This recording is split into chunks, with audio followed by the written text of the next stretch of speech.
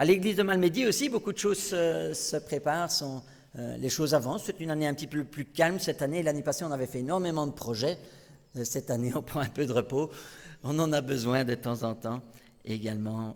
Mais l'église se porte bien et vous transmet bien évidemment ses salutations.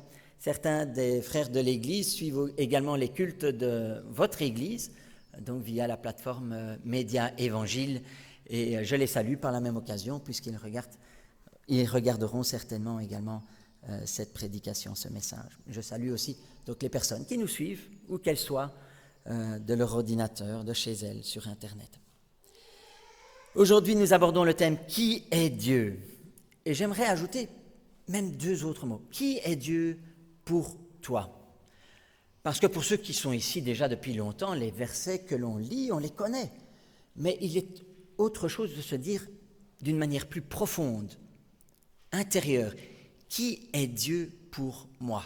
Si on pose cette question dans une étude biblique, une réunion de prière ou dans un culte, la première réaction, c'est de se dire, mais c'est mon Sauveur, c'est mon Seigneur, c'est mon Dieu, c'est le Créateur du monde, c'est mon rocher, mon salut. Mais je veux aller au-delà de ces mots-là. Oui, ok, tu dis qu'il est ton Seigneur, mais qu'est-ce que cela veut dire? Dieu est mon Sauveur. Qui est Dieu pour toi? Donc, c'est aller plus loin que juste le premier mot. Il est mon Dieu, voilà. Oui, mais qu'est-ce que cela veut dire pour ta vie? Quelles sont les implications? Quelles sont les conséquences de ces mots pour toi? Qu'est-ce que cela implique? Dire Jésus est mon Sauveur. Il est mon guide. Cela implique qu'on le suit sur un chemin, même si on n'aime pas ce chemin. Même si on a peur, même si on craint, on met notre confiance en Dieu. Un des chants que nous avons chanté ce matin, c'est « Crois au Seigneur, mets ta confiance en lui, mets ta confiance dans le Seigneur ». C'était les paroles d'un des chants que nous avons lus ce matin. Alors, prenons d'abord la Bible, Exode au chapitre 3. Exode au chapitre 3.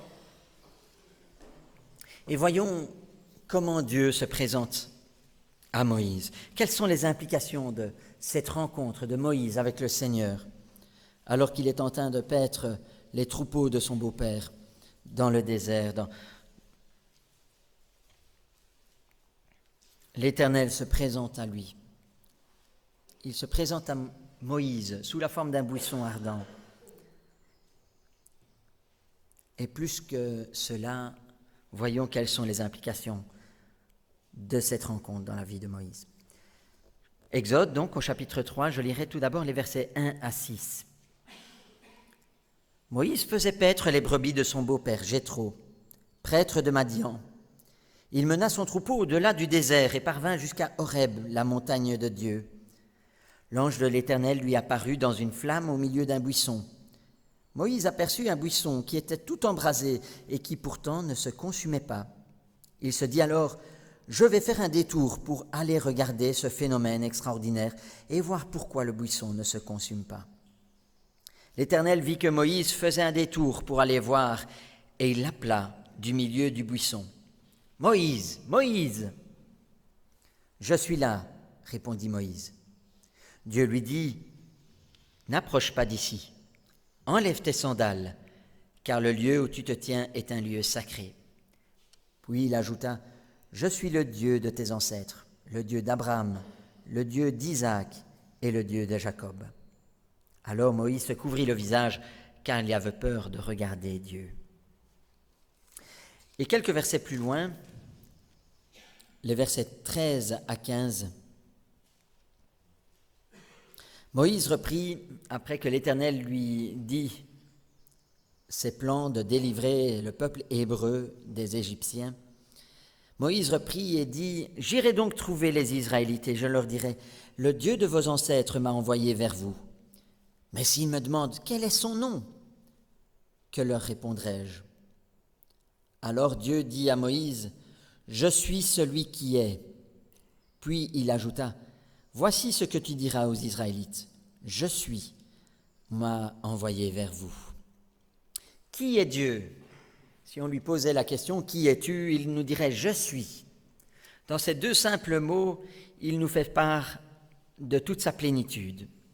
Lorsqu'on parle de Dieu, d'un Dieu avec un grand D, le Dieu unique des chrétiens, des juifs, on parle de cet être suprême, créateur du monde, créateur du ciel et de la terre, un Dieu vivant, un Dieu immortel, éternel, qui se suffit à lui-même, un Dieu qui est la source de toute vie, un Dieu qui a précédé toute chose. Tout cela est concentré dans ces deux petits mots, « je suis ». Jésus-Christ lui-même, lorsqu'il s'est présenté aux pharisiens, lorsqu'on lui a demandé qui il était, il a dit « je suis ». Il y a plusieurs années, lorsqu'on faisait une étude biblique, une préparation au baptême, la même que vous pouvez suivre également dans votre église, une personne qui avait fréquenté les témoins de Jéhovah me disait « mais je ne comprends pas la Trinité. Il y a donc 3 personnes, ou en tout cas 2 dieux, un grand Dieu qui est le Père et puis un petit Dieu, un fils de Dieu. » La semaine dernière, j'avais la même conversation avec un musulman qui me disait « mais il y a une chose que je ne comprends pas chez les chrétiens. C'est vous dites que Jésus est le fils de Dieu, alors que nous disons qu'il est un prophète. » C'est vrai que cette expression « fils de Dieu » est troublante. Mais lorsque Jésus-Christ a dû se présenter, lorsqu'on lui a demandé « Qui es-tu ?», il n'a pas dit simplement « Je suis le Fils de Dieu ». Il a dit « Je suis ». Il s'est fait l'égal à Dieu. Et lorsque l'on a vu ces versets-là ensemble, lui et moi, alors il a compris. Non, Jésus est Dieu. Il n'est pas juste le Fils de. Il est le Fils de Dieu, il est Dieu fait homme. Il est Dieu lui-même, puisqu'il dit lui-même « Je suis Dieu ». Mais là n'est pas le thème de la prédication d'aujourd'hui, quand bien même nous y reviendrons en parlant de Jésus-Christ par la suite.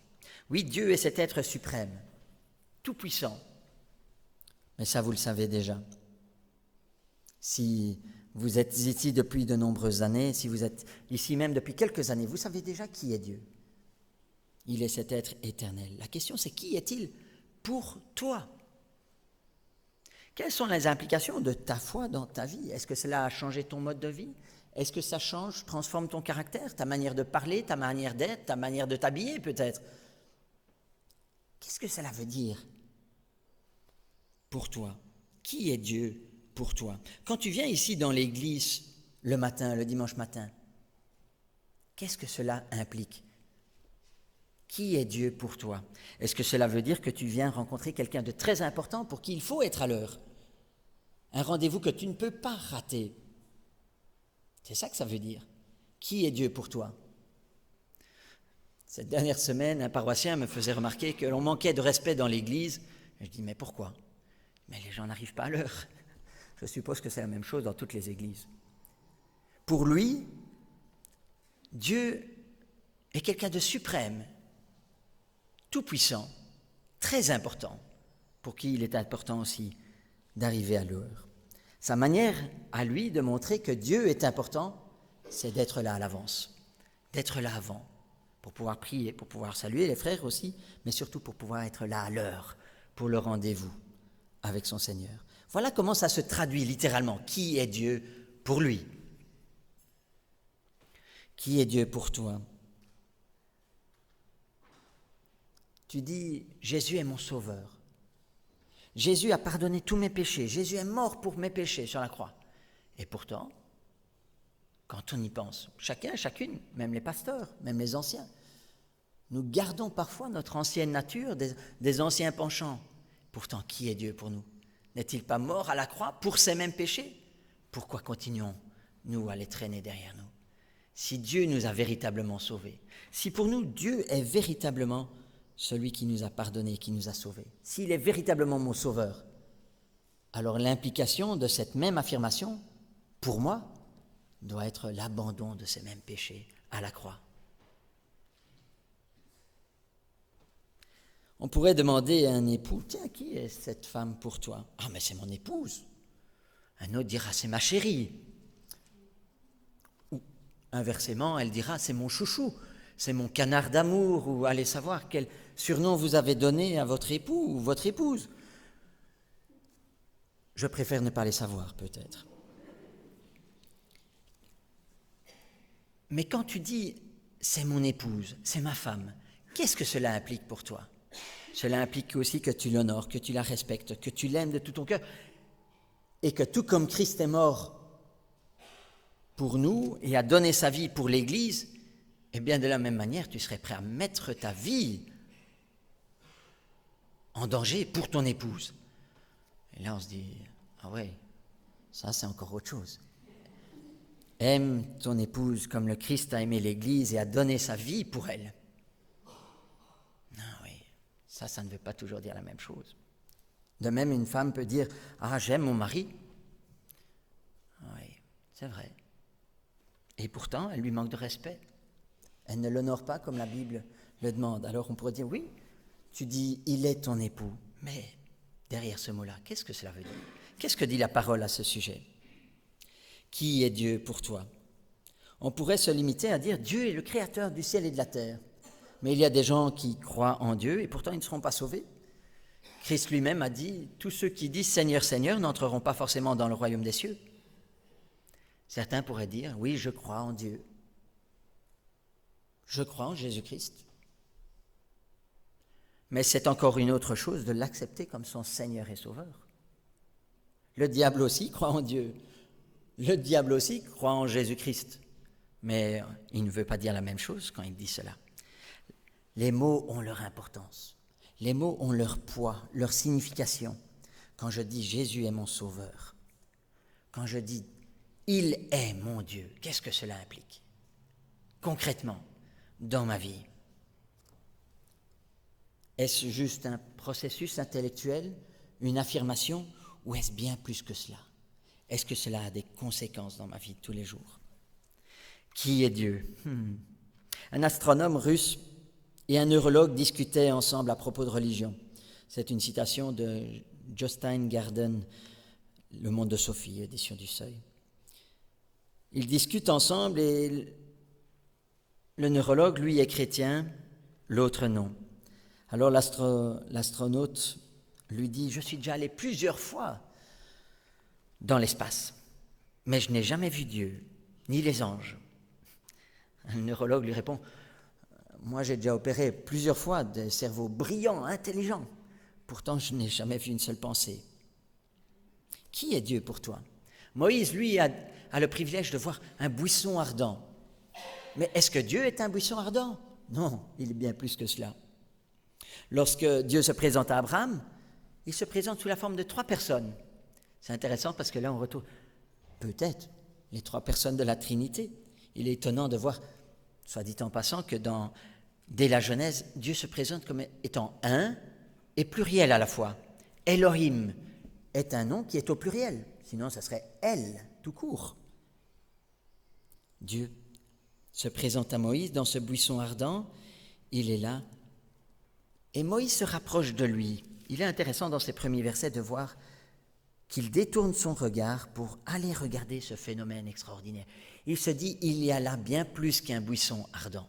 Il y a là bien plus qu'un buisson qui prend feu. Il y a quelque chose de plus que cela. Un autre philosophe dont j'oublie le nom pour le moment, il faudrait que je le retrouve dans mes notes, disait que la première étape, le premier principe pour voir Dieu, pour connaître Dieu, il faut d'abord croire en lui. La foi est donc un processus indissociable. Si tu veux connaître Dieu et t'approcher de Dieu, tu dois d'abord croire en lui. C'était au IVe siècle, saint Augustin qui disait cela. Un des principes fondamentaux pour répondre à cette question, qui est Dieu? Pour pouvoir y répondre, c'est d'abord de croire. Moïse croit. Il y a une étincelle de foi. Il voit ce buisson ardent et se dit, il y a là bien plus qu'un buisson ardent. Et il s'en approche. Dieu vit que Moïse faisait un détour pour aller voir et il l'appela du milieu du buisson.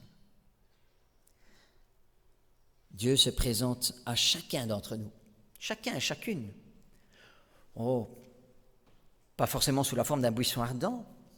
Parfois, c'est un voisin, un ami, ou quelqu'un dans la rue qui nous distribue un traité. Dieu se présente à chacun de nous. Mais encore faut-il voir la main de Dieu là derrière. D'autres témoignages nous ont rapporté la même chose. Certaines personnes se demandaient si Dieu existait. Qui était Dieu? Ils voulaient le savoir. On leur a dit, la meilleure chose que tu puisses faire, c'est lui demander, Dieu, si tu existes, manifeste-toi en moi. C'est une démarche que j'ai faite personnellement également. J'étais encore qu'un enfant, 10 ans, 11 ans peut-être. J'étais assis dans une église, comme tant d'autres dans notre pays. Je n'écoutais pas vraiment. Ce n'était pas une église évangélique. Mais peu importe. J'étais là et puis je me dis, mais finalement Dieu, est-ce que tu es là? Est-ce que tu existes? Et si tu existes, alors fais-le-moi savoir. À ce moment-là, c'était peut-être une prière banale, mais un début de foi, une étincelle. Il suffit d'une étincelle. Je vais revenir sur mes camps scouts parce que c'est ce que j'aime bien faire dans la vie aussi. Saviez-vous qu'il suffit d'une toute petite étincelle pour allumer un feu? Encore l'autre jour, j'étais en train de souder dans la péniche de mes parents. Enfin, je m'essayais à souder. J'étais dans la salle des machines.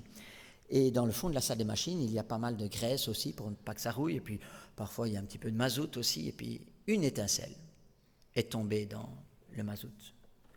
Oh, d'habitude, vous savez, il en faut plus pour allumer du mazout. Oh, mais celle-là, elle était suffisante. Et voilà qu'il y a des flammes qui s'allument. Heureusement, il y avait un tuyau d'arrosage juste à côté. On a pu éviter le pire. Ma femme n'était pas au courant, maintenant c'est chose faite. Et il suffit d'une étincelle, de foi, pour nous permettre de connaître Dieu, pour allumer un feu qui ne s'éteindra pas dans nos cœurs à chacun, à chacune. Un feu bien plus impressionnant, bien plus beau que ce buisson. Oui, mais semblable tout de même à ce buisson, qui ne s'éteint pas. Qu'il est beau de voir des gens qui viennent au Seigneur. Il leur suffit d'une petite chose, une petite étincelle, un petit mot, une petite attention. Et voilà qu'ils croient en Dieu et que Dieu fait le reste. Dieu s'approche. Et encore aujourd'hui, c'est ce que l'on voit. Dieu s'approche de nous.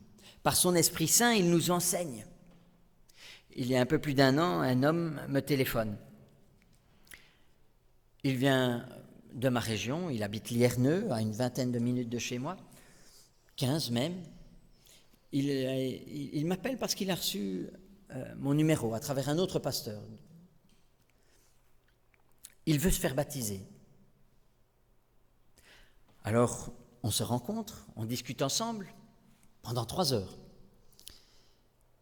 Et cet homme qui habite à Lierneux avait demandé il y a des années une Bible à son curé. Son curé lui a vendu une Bible, une Bible, certainement une Bible de Jérusalem ou autre chose, une bonne traduction. Il la lit de part en part, du début jusqu'à la fin, de la Genèse à l'Apocalypse. Il la lit 1 fois, 2 fois, 3 fois. Si bien que lorsque l'on se rencontre, je lui dis, mais en l'entendant, je me dis, mais c'est pas possible, cet homme-là vient certainement d'une de nos églises. Certainement, il a fréquenté les églises évangéliques ou comment se fait-il qu'on a le même langage quand on parle de Dieu? Il avait suffi d'une étincelle, ce désir en lui. Il croyait en Dieu, déjà avant même d'avoir acheté sa Bible.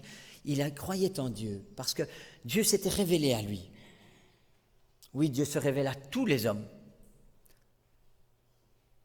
Si l'on regarde bien autour de soi, quand on regarde la nature, quand on vient faire un camp et qu'à 5 heures du matin, tous les oiseaux commencent à piailler dans tous les sens et vous réveillent. Bon, au début, c'est pas très agréable, on se dit, il est encore fort tôt. Et puis on se réveille, on sort de son lit, on voit la brume matinale qui se dissipe. Si c'est à 4 heures du matin, on voit le soleil qui se lève aussi, c'est magnifique aussi. Un lever ou un coucher de soleil, on voit toutes ces choses-là quand on est au dehors. Et on s'émerveille.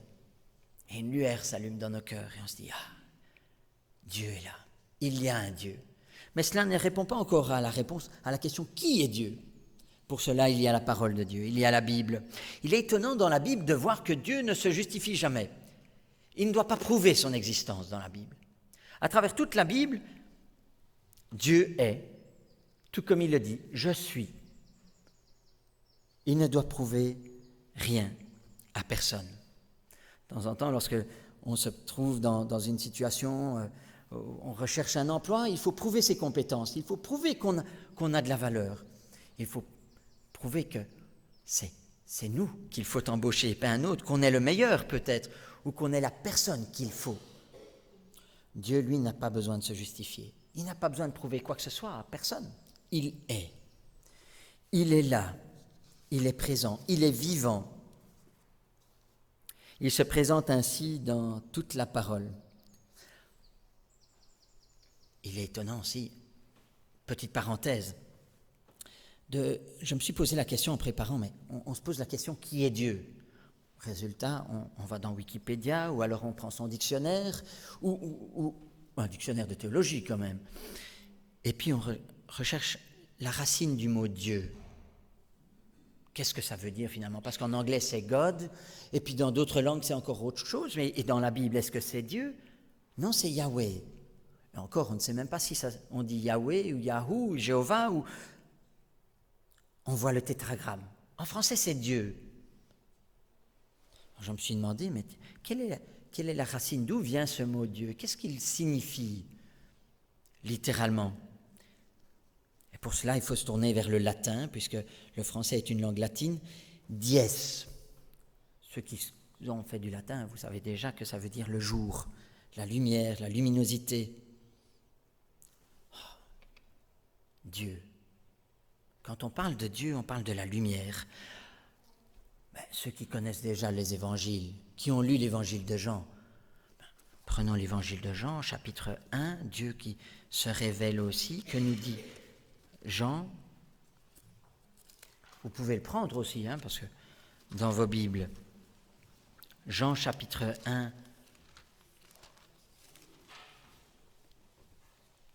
c'est là où on voit que le latin, le grec et l'hébreu se rassemblent finalement en un seul et même mot, en une seule signification. Quand il s'agit de Dieu, qui est Dieu ? Qu'est-ce que Dieu ? Quelle est son essence, sa nature ? Ou en tout cas, une de ses caractéristiques. Et on y lit qu'au commencement était la parole, et la parole était Dieu, et la parole était avec Dieu, elle était elle-même Dieu. Au commencement, il était avec Dieu. Tout a été créé par lui, par la parole. Rien de ce qui a été créé n'a été créé sans lui. En lui résidait la vie, et cette vie était la lumière des hommes. La lumière brille dans les ténèbres ne l'ont pas étouffée. Etc., etc., etc. On pourrait lire tout le chapitre, mais déjà dans ces premiers versets, et si vous lisez les versets suivants, chez vous, pas maintenant, on lit au verset 9 que oui, il était la véritable lumière. Il est la lumière qui vient dans le monde et qui éclaire tous les hommes. Voilà ce que nous dit l'évangile de Jean concernant Dieu et concernant Dieu fait homme. Jésus-Christ, Fils de Dieu, Dieu fait homme, le Messie, loin, le Christ, la lumière. Oui, c'est surprenant que quand on parle de Dieu, on utilise une traduction d'un ancien mot latin qui veut dire la lumière, le jour, ce qui brille. Oui, Dieu est ainsi. Mais Dieu a aussi une majuscule. Il est éternel, il est omniscient, il est tout-puissant, il est un. Je lisais également dans divers commentaires concernant Dieu, saviez-vous que même même dans la Grèce antique, il y avait de nombreux dieux, de nombreuses divinités, avec une minuscule alors, sur Dieu. Et pourtant, même dans tout le panthéon grec, il y avait le un avec une majuscule cette fois-ci. Comme nous écrivons Dieu avec une majuscule. Le un, le premier. Oui, même dans ces anciennes religions, il y avait cette notion d'un seul Dieu créateur. Même dans les traditions plus anciennes, égyptiennes notamment, mésopotamiennes, un Dieu qui crée. Un premier, un créateur. Mais qui est ce Dieu pour toi ? Est-ce qu'il est ta lumière ? Est-ce qu'il est ton guide ? Et si oui, qu'est-ce que cela veut dire ? Jusqu'où es-tu prêt à aller avec Dieu ? Qui est Dieu pour toi ? David le dit ceci concernant Dieu. « L'Éternel est ma lumière et mon salut. De qui aurais-je crainte ? L'Éternel est le soutien de ma vie. De qui aurais-je peur? Or, on sait que le roi David avait beaucoup d'ennemis, qu'à certaines époques, il était chassé, même pourchassé par le roi Saül, qu'il devait se cacher dans les cavernes avec sa bande de brigands, qu'il avait même dû fuir le pays. Et pourtant, David dit, l'Éternel est ma lumière et mon salut. Dieu est ma lumière et mon salut. De qui aurais-je crainte? L'Éternel est le soutien de ma vie. De qui aurais-je peur? Ce n'était pas que des mots pour David quand il dit « Dieu est ma lumière, il est mon guide, il est mon salut ». Littéralement, il est celui qui a ma vie entre ses mains. Que peut me faire un homme si Dieu ne le permet? On voit dans ces quelques versets toute la confiance, la foi que David avait en Dieu pour combattre ses ennemis, pour combattre même les ennemis de Dieu. Goliath notamment, mais tant d'autres. Et toi, quand tu dis « j'ai confiance en l'Éternel », quand tu dis « j'ai foi en Dieu, l'Éternel est mon salut », est-ce la même foi que David? Est-ce une foi pour aller prêcher au dehors et sans avoir cette crainte que « mais un tel pourrait me battre, me blesser, m'insulter, me frapper, me cracher au visage, me rejeter ?» David dit « de qui aurais-je crainte ?» Cela ne veut pas dire qu'il faut être complètement fou et foncer dans l'inconnu. Il faut suivre Dieu. David avait d'abord dit « Dieu est ma lumière, il est mon guide ». Il faut se laisser conduire par Dieu, se laisser guider par Dieu, tout comme le thème de ce prochain camp. « Suis-moi ». Deux petits mots, mais qui ont tant d'implications, tant d'importance, tant de répercussions dans notre vie. Dans le Nouveau Testament, Dieu se révèle aux hommes. Il vient sur la terre et il se fait homme. Et encore à ses disciples, Jésus demande en Matthieu 16, pour les curieux ou ceux qui notent, Matthieu 16, les versets 13 à 17, Jésus demande à ses disciples, mais qui dites-vous que je suis? Parce que certains disent qu'il est un prophète, d'autres qu'il est le Messie, d'autres encore qu'il est Élie, qui est revenu. Et vous, qui dites-vous que je suis? Simon-Pierre lui répondit, tu es le Messie, le Fils du Dieu vivant. Et Jésus-Christ lui répond, tu es heureux, Simon, fils de Jonas, car ce n'est pas de toi-même que tu as trouvé cela, c'est mon Père céleste qui te l'a révélé. Oui, Dieu se révèle à nous. Il s'est révélé à Abraham, à Isaac, à Jacob, à Moïse, à David, à Simon-Pierre, aux disciples. Il s'est révélé à chacun d'entre nous. Encore ce matin, il se révèle à nous. Il faut une étincelle de foi, comme disait Augustin. Il faut la foi pour croire. Il faut la foi pour comprendre qui est Dieu, pour connaître Dieu. Connais-tu Dieu? Qui est Dieu pour toi? Est-ce que tout comme David, tu peux dire « Il est mon guide, il est ma lumière » et regarde sa vie, regarde là où ça l'a mené. Regarde Simon-Pierre, quand Jésus-Christ lui dit « Suis-moi ». À ce même moment, Jésus sait déjà de quelle mort Pierre mourra. Et pourtant, il lui dit « Suis-moi ». Est-ce que tu es prêt à suivre Jésus-Christ jusqu'au bout?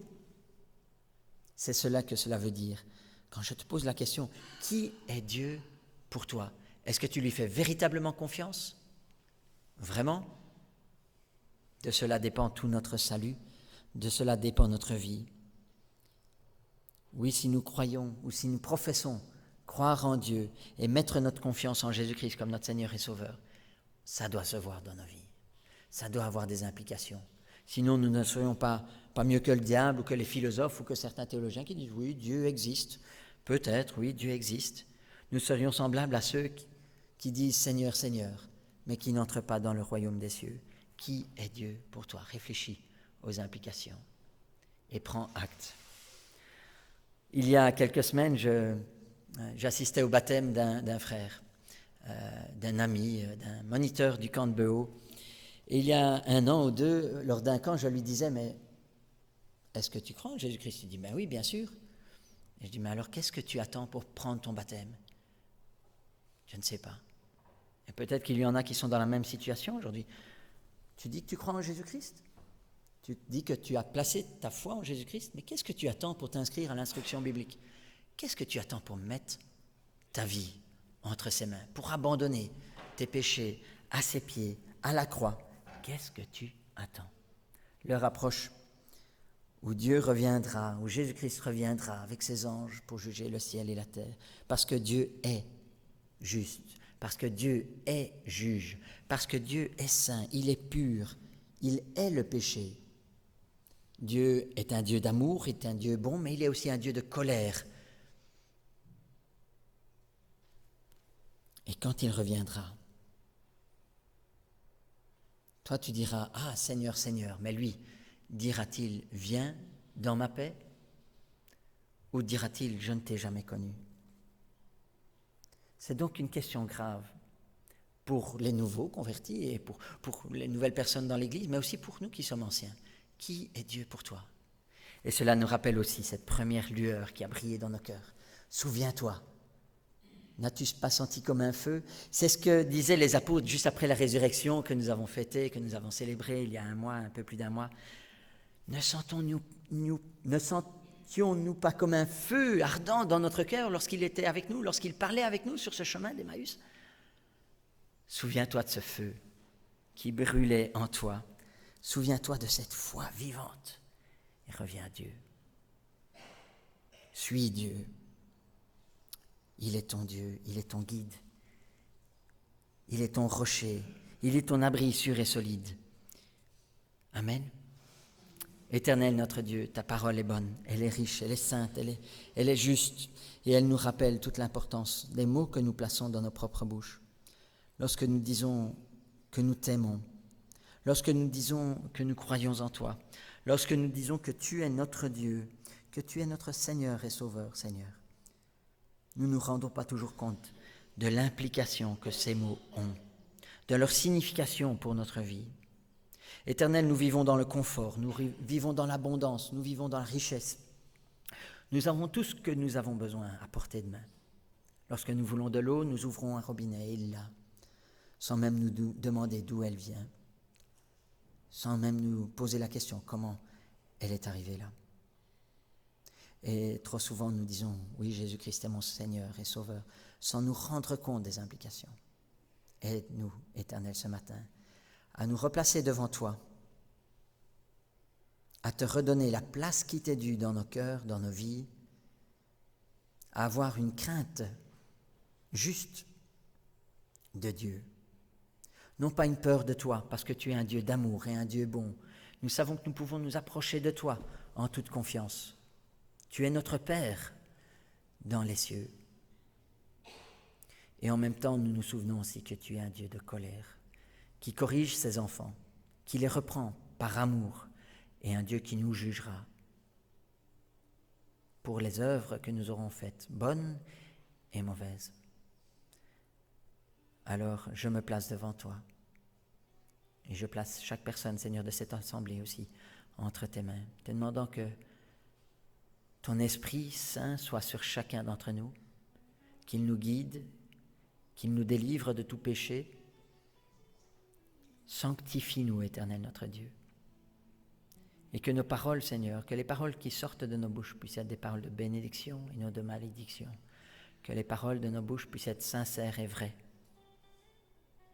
afin que nous puissions proclamer haut et fort, je crois en toi, Seigneur, et je suis prêt à te suivre sur le chemin que tu as préparé d'avance pour moi. Préserve-nous, Seigneur, du malin, préserve-nous de la tentation, préserve-nous de la chute.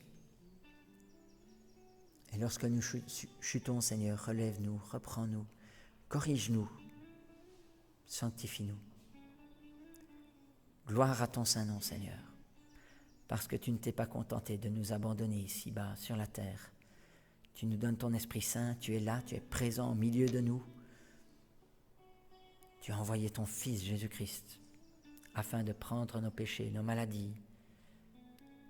Oui, tu t'es chargé de nos fautes et tu es mort pour nous à la croix parce que tu nous as tant aimés. Alors à toi soit toute la gloire, Seigneur, ce matin. À toi soit toute la gloire, l'honneur la puissance, le règne et la louange qui te sont dus. Dans le nom de Jésus-Christ, nous te prions. Amen.